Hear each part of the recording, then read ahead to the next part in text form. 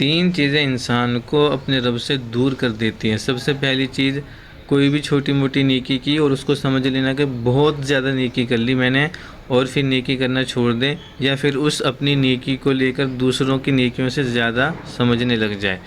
دوسری چیز کہ گناہ کیا، گناہ کرنے کے بعد اس گناہ کو بھول گیا، کوئی خوف نہیں، کوئی ڈر نہیں، کوئی توبہ کا دل میں ارادہ نہیں، کچھ بھی نہیں، گناہ کر رہا ہے بھول جا رہا ہے، گناہ کر رہا ہے بھول جا رہا ہے۔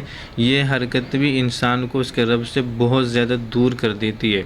تیسری چیز کہ اپنے آپ کو سب سے بہتر سمجھنا کہ میں بہت اچھا ہوں، میں ہی سب سے بہتر ہوں، میں ہی اس لائق ہوں، اپنے آپ کو ہی سب سے اچھا سمجھنا، یعنی اپنے اندر کی جو برائیاں ہیں نا ان کے اوپر کبھی دھیان دینا ہی نہیں۔ ایسا انسان اللہ رب العزت سے بہت دور ہو جاتا ہے۔ اس لیے ان تین چیزوں کو ہمیشہ کم سمجھنا چاہیے۔ نیکی کرو تو ہمیشہ یہ سمجھو کہ میرے پاس ابھی نیکیوں کی بہت کمی ہے، میں نے اور نیکیاں کرنی ہیں۔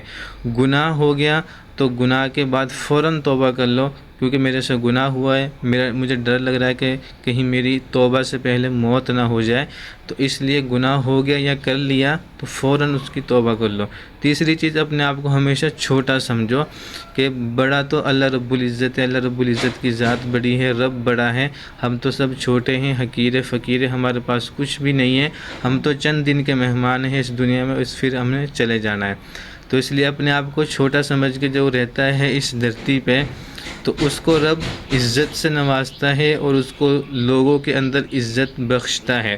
لیکن جو اکڑ کر چلتا ہے اور جو اپنے آپ کو بہتر سمجھتا ہے نا، سچ میں ایسے لوگ ہم نے بہت دیکھے ہیں جو اپنے آپ کو بہت بڑے سمجھتے ہیں، لیکن لوگوں کی نظر میں وہ حقیر ہوتے ہیں، چھوٹے ہوتے ہیں، ذلیل ہوتے ہیں۔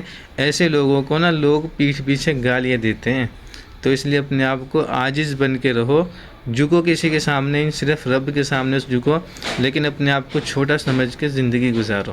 جب آپ اپنے آپ کو چھوٹا سمجھ کر، کمتر سمجھ کے زندگی گزارو گے نا، تو وہ اوپر بیٹھا ہوا رب آپ کو لوگوں کی نظر میں عزت بخشے گا اور لوگوں کی نظر میں آپ کو بڑا بنا دے گا۔